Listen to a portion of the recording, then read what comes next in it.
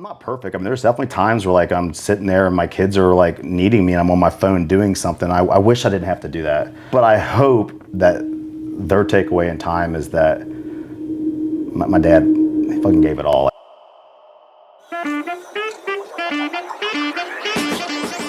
What's up, everybody? We are here live with Roger Moore, founder and CEO of Loan Pronto, founder and CEO of Title Pronto, founder and CEO of Title Pronto, founder and CEO of Diamond Insurance Services, and the co-founder of Red Dynamics, which was a pretty significant exit. Roger Moore's one of my favorite people in the country, in the mortgage industry, one of the best guys you'll ever meet, absolute powerhouse in the space. We are here live. May we welcome Mr. Roger Moore himself. Thank you, Roger, for coming to the show. I'm flattered. Appreciate it. Thank you. We're here live. Coffeez on tour, our first guest, and I really appreciate you coming. So we're going to dive into it now. I know I don't know how much of the show you've had the opportunity to watch, but you know we'd love to get together with different founders. Roger's here in his Coffeez here in Phoenix, getting some sun. We got some sun today. Yeah. Thank you. Thanks for having me. I appreciate it. It means a lot. Yeah. How you liking Phoenix so far? I love it. It's nice, warm, no time change, no daylight savings time. No time change from There's North no Carolina? daylight savings times here. Oh man. Yeah, North Carolina gets it. So I love it. It's a beautiful city, nice weather. So I'm glad to be here, man. I appreciate it. Thank you. Yeah. So dive into it here, Roger. So you know, real successful guy, and you've been a success for years. I'm going to dive into what's your morning like? What do you do when you get up in the morning? So it depends. Sometimes I have 3 kids, a wife. I usually try to wake up about 4:30 or 5, knock out about an hour or 2 of work in the morning. Hopefully the kids don't wake up early. If they wake up early, I make breakfast for the kids. I don't have a set routine. I think a lot of these people out there kind of have the set routine, shower, workout, cold plunge. That's not really me. My morning's a little more ad hoc, kind of bob and weave with the kids. But the goal in the morning is to get up a little bit early, get my mind right, get my day together. Spend time with my kids. You know, as an entrepreneur, you have a little bit less time with your kids at times. So the times that you do have them, I try to make it eventful and special. So I make my kids breakfast every morning.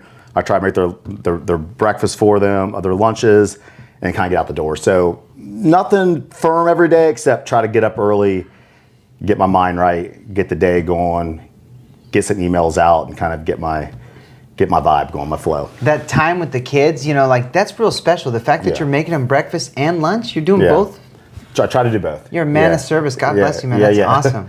That's awesome. I like that. I like for me, cooking for people's comes from my heart. Something I like to do. So for me to be able to spend that time with my kids in the morning is something I really enjoy doing. So you're cooking food? You're not just slapping together like some bagels? No, eggs, bacon. I like to cook. I'm a cooker, so yeah, I like to get that to them and talk with them, and I'll sit with them and eat as well.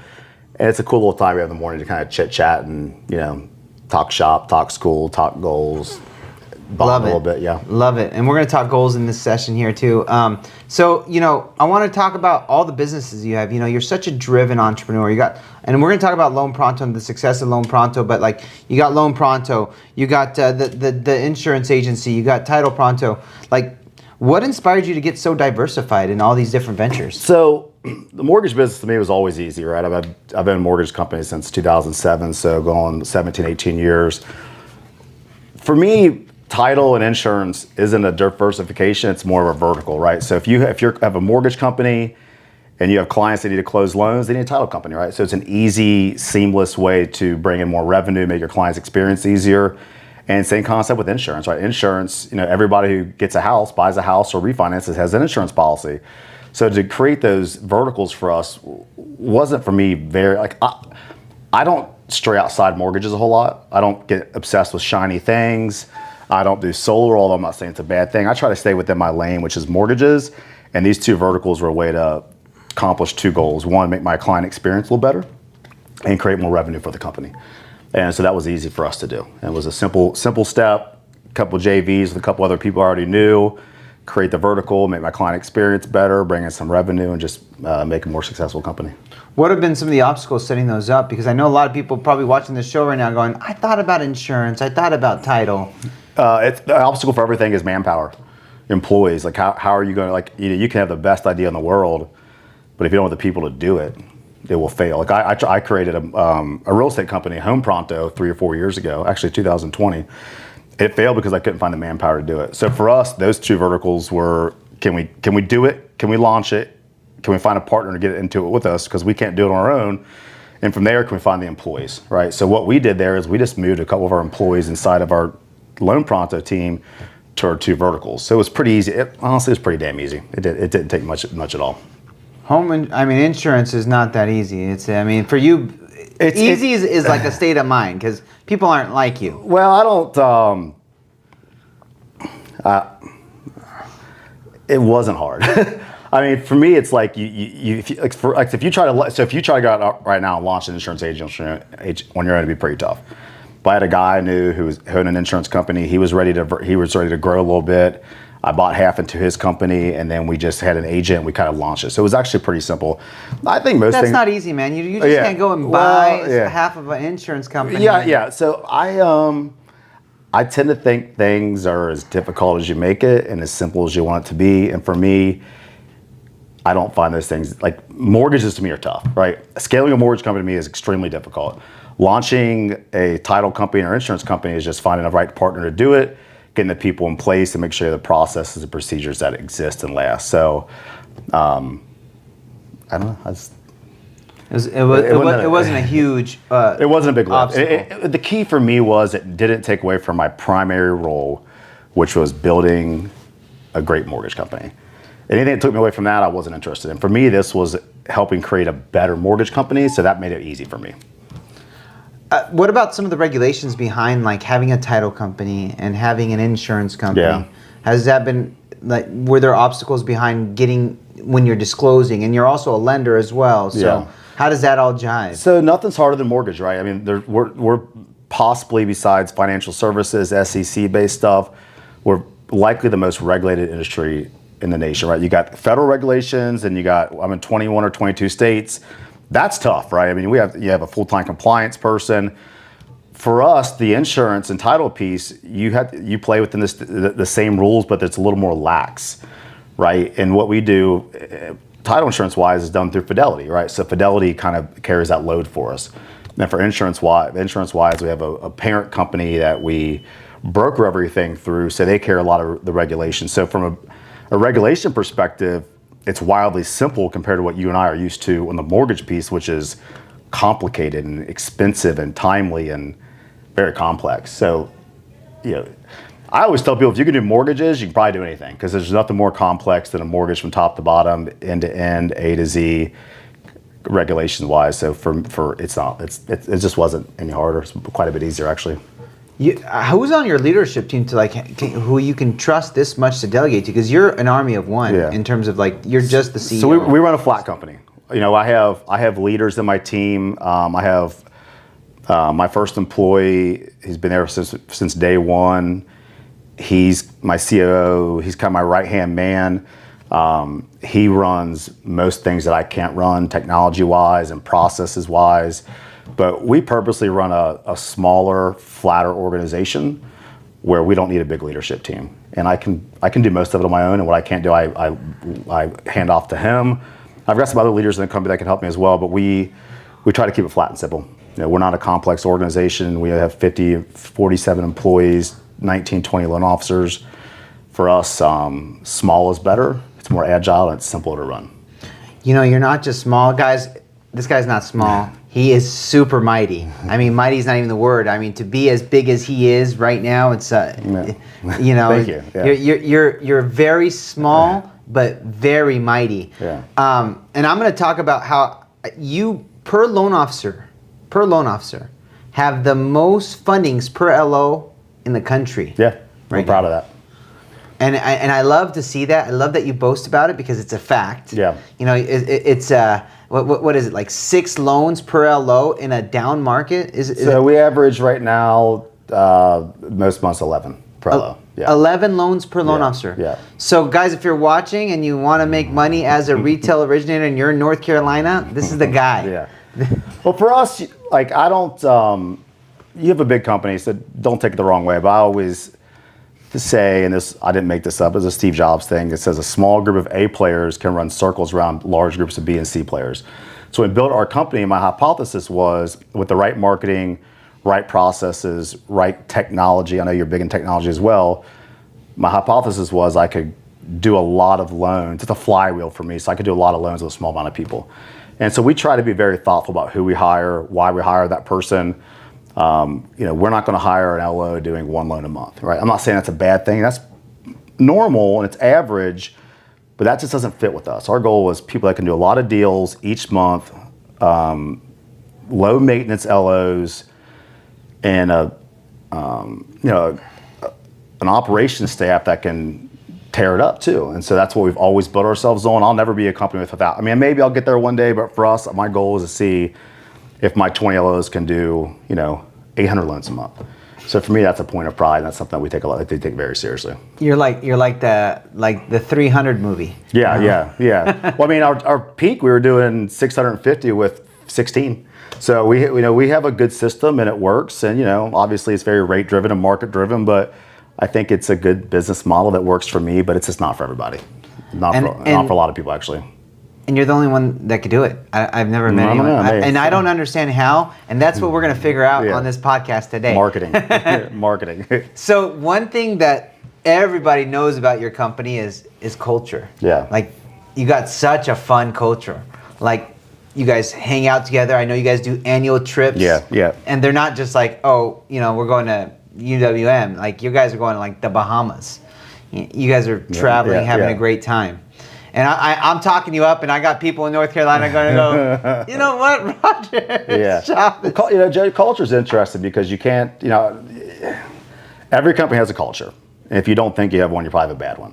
Right? And you have to be very thoughtful about it. And you can't just walk in one day and say, hey, eMortgage guys, like, this is our culture. Right? You can't just change it on dot. It's something that's created from day one. It's something that the owner curates. And the owner casts a long shadow on the company, right? I mean, a company is it mimics the owner in every way, shape, or form.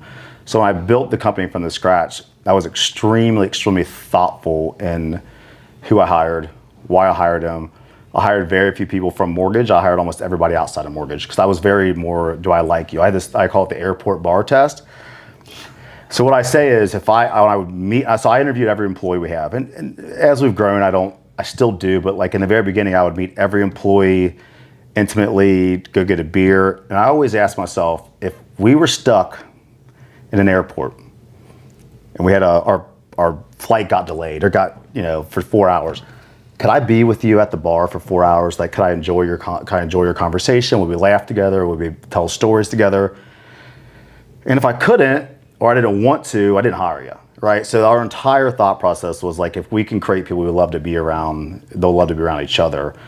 And then what happens is, as you bring those people in, the first 4 or 5 employees, I was super thoughtful. They were people that I loved to be around. They're all still here, every single one of them after 6 years.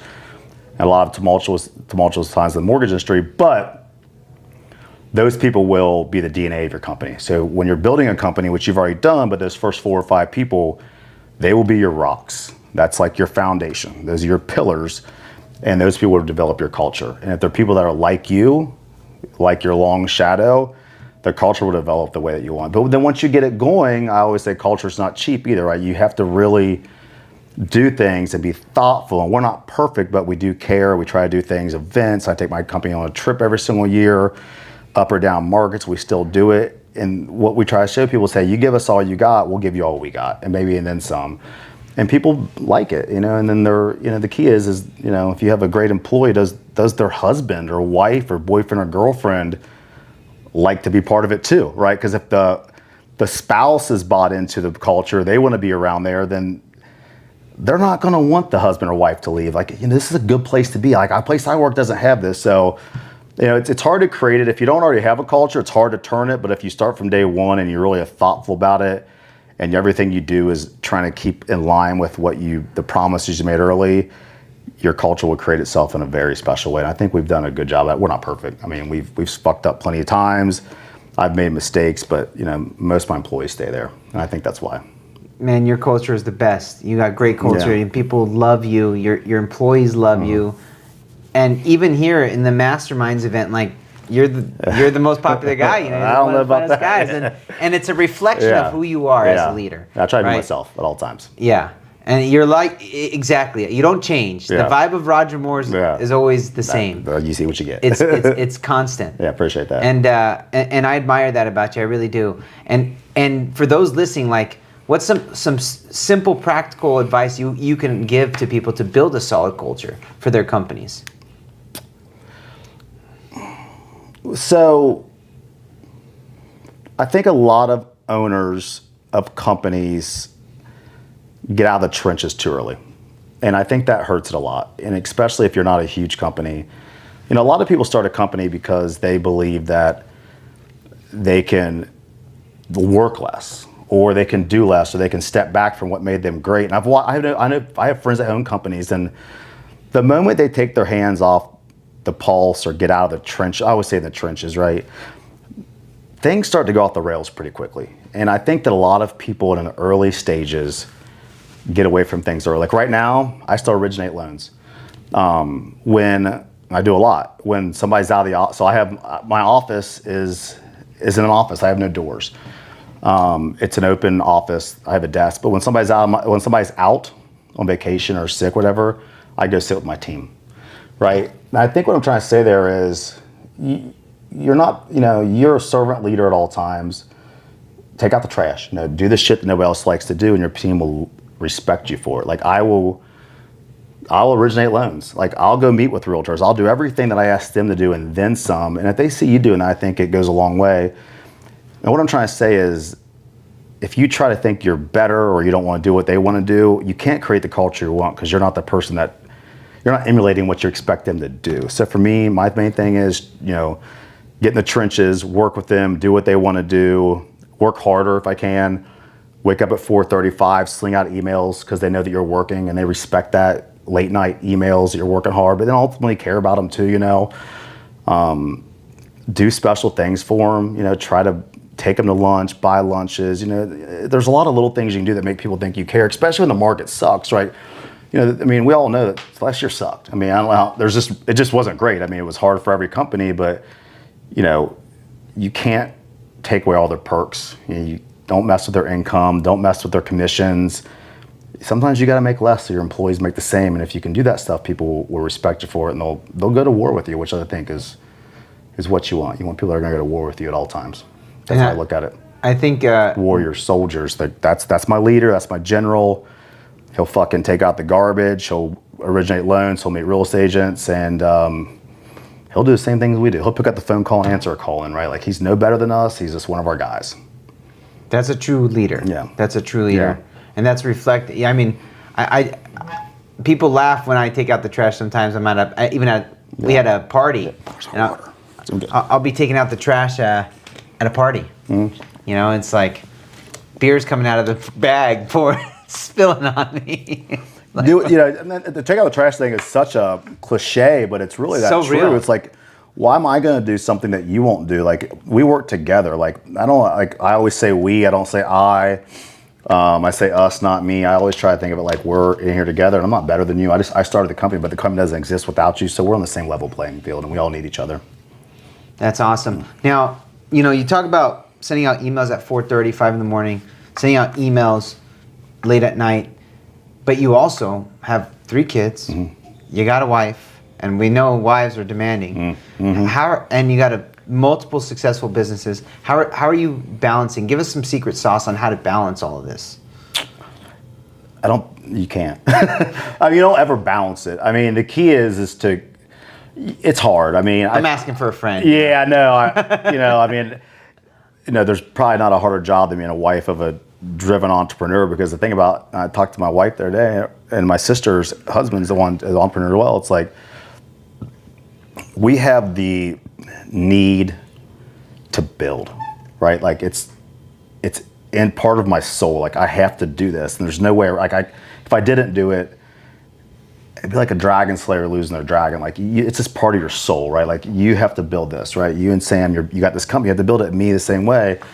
And so being a married to an entrepreneur is a very tough job, because they have something that they have to do it, and there's just no way around it. If you take it away from them, you take away a piece of their soul and their being, and that's even worse, right? So I think you have to find the times that you can be with your family and enjoy it. Like, so when I'm sending out emails in the morning, so my kids aren't there. And when I send out emails in the evenings, so my kids are in bed, right? So I'm probably taking away time from my wife, but I think she gets it. But I'm not perfect. I mean, there's definitely times where like I'm sitting there and my kids are like needing me and I'm on my phone doing something. I wish I didn't have to do that.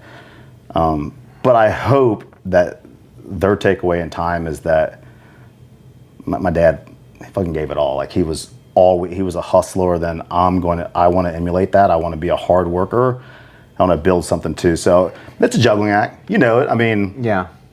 There's time, like I'm away from my kids right now, right? Because I'm doing this mortgage thing. I don't love it, but I think it's just a balancing act that's really hard to get perfect, and you just do your best, and you hope that the long term of it is that you financially, you put yourself in a spot that you can do the things that you love to do, and from a visual perspective with your kids, that they saw their dad do everything they could to make their life better. And I think ultimately that's how I look at it.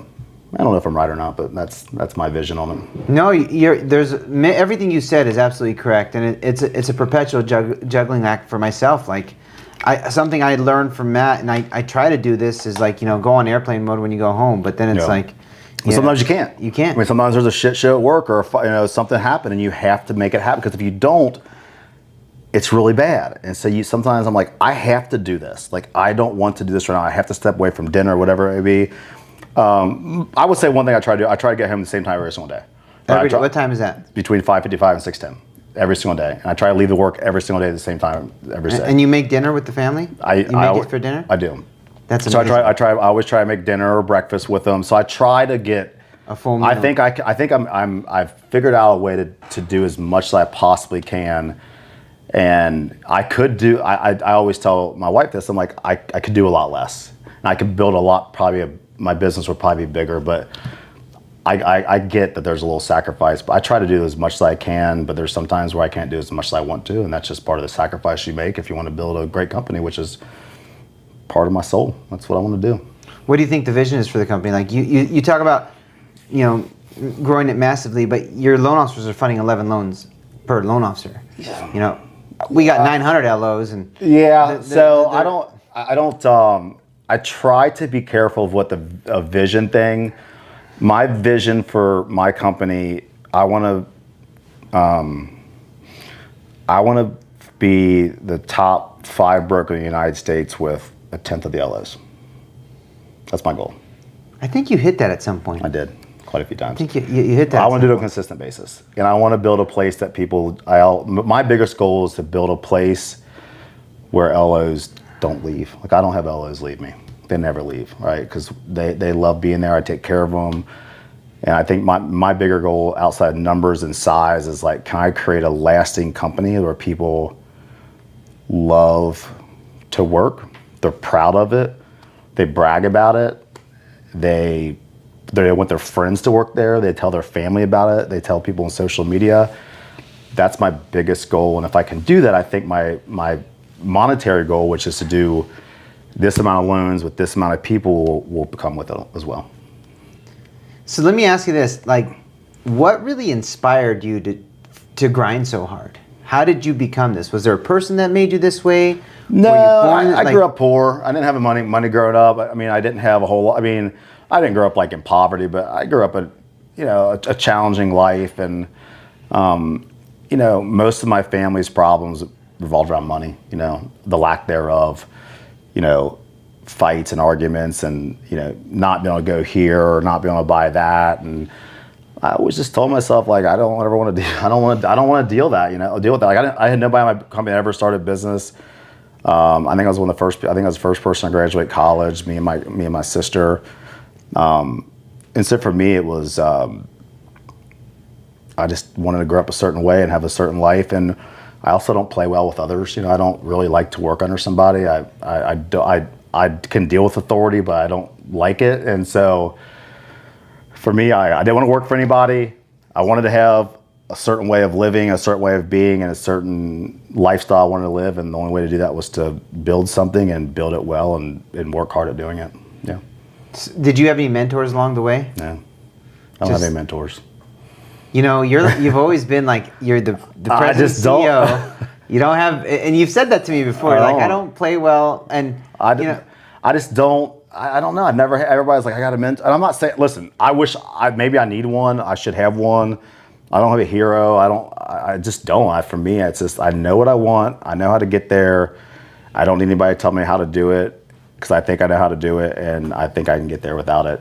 But I don't think it's bad to have all that either. Yeah. I love it. So, so one thing I want to ask you is like, you've come so far with each LO's production, and each LO's funding 11 loans. Like, give me some secret sauce how that's being Marketing. But what about marketing? Everybody's doing marketing. What is your secret? Who's doing marketing?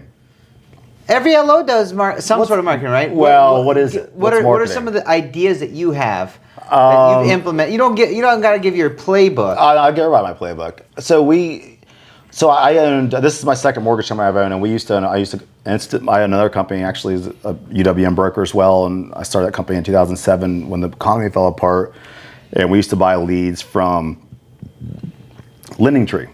And if you know me, I don't like to rely on other people for anything. Yeah.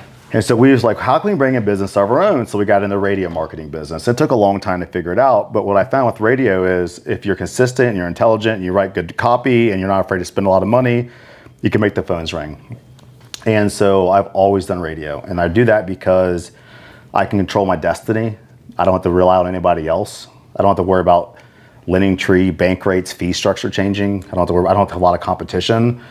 I am extremely bold, and I understand risk in the right way, and I also. But radio's so risky with regulators, CFPB, and But it's not. It's only risky if you try to be risky, right? But if you put a good message out there, an intelligent message that doesn't work in a gray area, you can accomplish several goals. One is you can create incredible brand equity. Like some of the markets I'm in right now, Nashville, Charlotte, Raleigh, Charleston, Jacksonville. I've been there for 5 years. Like I'm a household name for a lot of people. So people come to us because they've been hearing us for a long time. The problem with the radio and the problem with almost all marketing, problem with podcasts, everything is people don't have the longevity to make it work, right? You have to be able to do something for a long period of time on a consistent basis in the face of maybe losing some money early to do it. And when most people fall apart with all marketing is they quit too fast. Right? Maybe you quit your podcast after 2 months instead of 2 years.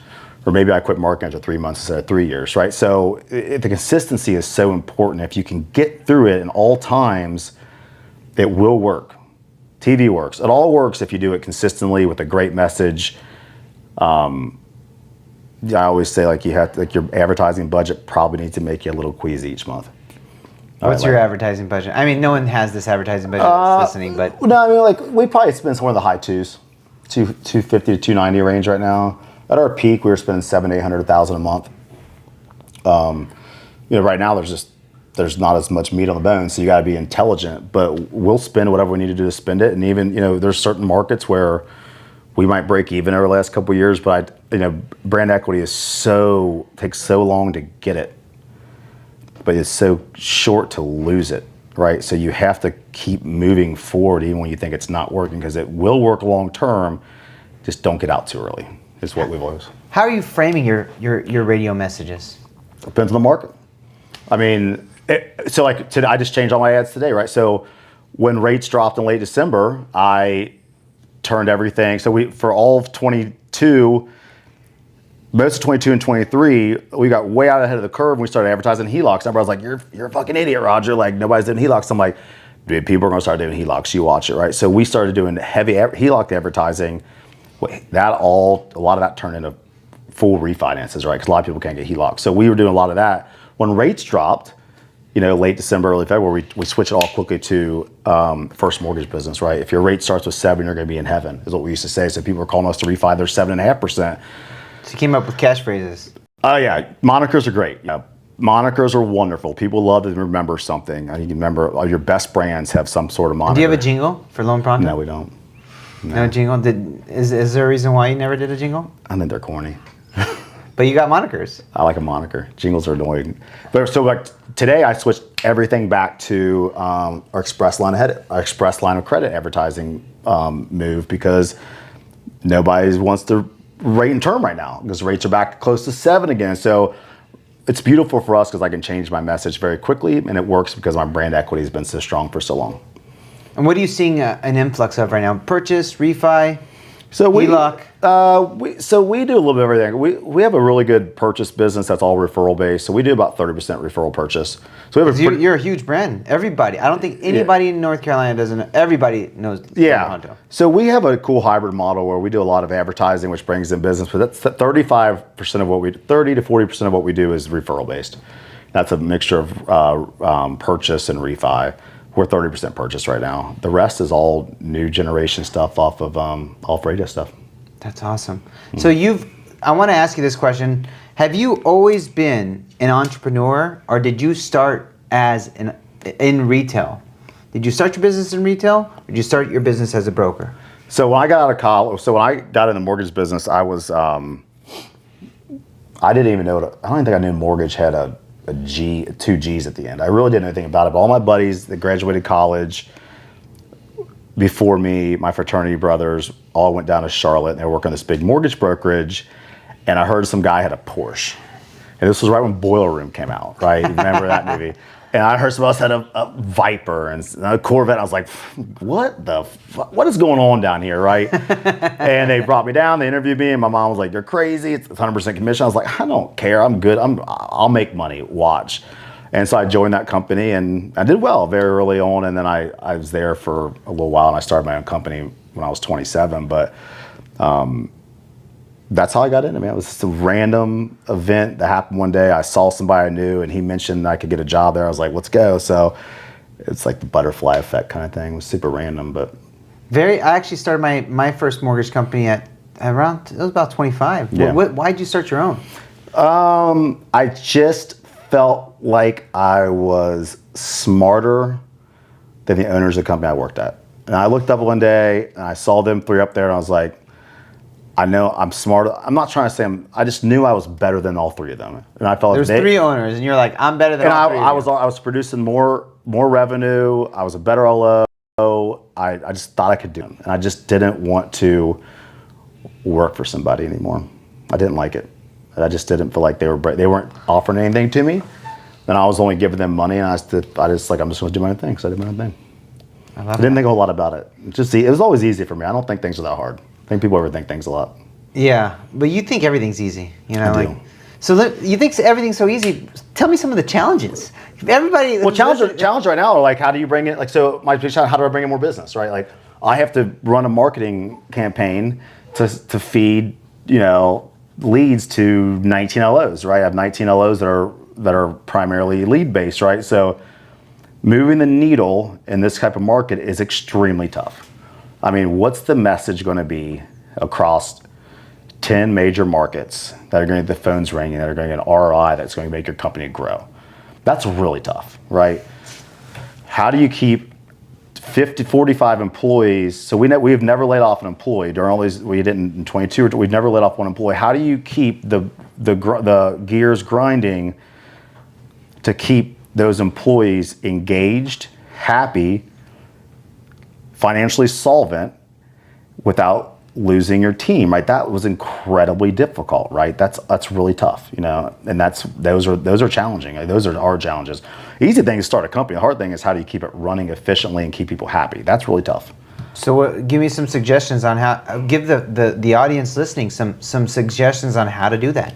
How to keep people, I think a very cheap way, I don't think you can cut your way to profit, but you can cut your way to a bad culture pretty quickly, right? Like, let's say an average employee makes $6,000 a month, right? And you cut 5 employees, right? You've saved $30,000, but you've destroyed the culture of the company because now everybody's walking around with a guillotine over their desk. You have to suck it up, and you have to realize that you're either going to make less money or lose more, but you have to keep your team in place, because if you don't, the other side of that is you're going to lose a lot of people. I think a lot of people cut early, and it's a cheap way to try to make money, and you can't really make money by cutting expenses unless your expenses are super bloated. So we've been really disciplined about that. You can't cut comp. Like, you can't go to your LOs all the time and say, we're not making more money, I'm going to cut your comp. then you also crush the morale, right? So you just have to just suck it up as an owner and realize that if you have a viable business plan, you're going to lose more money now, but the upside of that is you have an infrastructure to explode when it happens. And that's what I always thought. I was like, why would I lay off 3 people? I'm going to say 15,000 a month. Like, what's that? Then what? Like, they're all good. They all love each other. They're all friends. Like, so if so-and-so sees so-and-so get fired, like, you don't think they're looking for a job the next day. And all of a sudden your great people leave. I think a lot of people make that mistake early. You fire too quickly when it goes down, and all the people are also thinking like, hey, I gave you everything I had all those years. Now we lose money and you fire me right away. So I think it goes back to culture, but you just have to suffer a little bit as an owner. That's great advice. You do have to suffer sometimes. That's great advice, because a lot of CEOs, and especially in our industry, they're very quick to lay people off. Like, oh, let's just cut their cost. Let's just fire this guy. We need to cut overhead, and they don't realize that they're cutting people's lives. Yeah. And it's also your fault for, we didn't hire a lot during 21. We tripled our volume, but we didn't hire a whole lot. And so when things got worse, we didn't have to fire. I think that was a really great move we made. But I just think firing people that are great employees that gave you all they have is a very cheap way to try to make more money, and it actually loses more money. Roger, my last question, and this is my favorite part of this whole podcast, and it's a 3-pronged question. What is a personal goal that you have for yourself? What is a family goal that you have for your family? And what's a goal that you have for Loan Pronto? Any order you want. I would say from a company perspective, our goal is to grow again. We've been stagnant in terms of employee count. We haven't lost, we haven't gained. I'd like to get back up to $1 billion a year in fundings in 25. I'd like to get to like 600 this year. I'd like to, that's the main goal. Get to $1 billion, right? Get back to profitability. From a personal goal, that's a really good question. I'd like to become a better leader. I really try to be a student of the game, and I think I'm a good leader right now, but I think I want to be something that everybody looks up to a lot more and wants to emulate and look up to, be a mentor. Maybe I'm somebody's hero. Maybe that's the wrong word, but I don't, personally speaking, I just really, I want to be somebody that my kids love and care about and think is a phenomenal dad. I don't have like anything like a place I want to go or a thing I want to buy. Like, I don't really roll like that, but I think I just want to be a better leader. What was the one in the middle? And a family goal. A goal that you have for your family this year.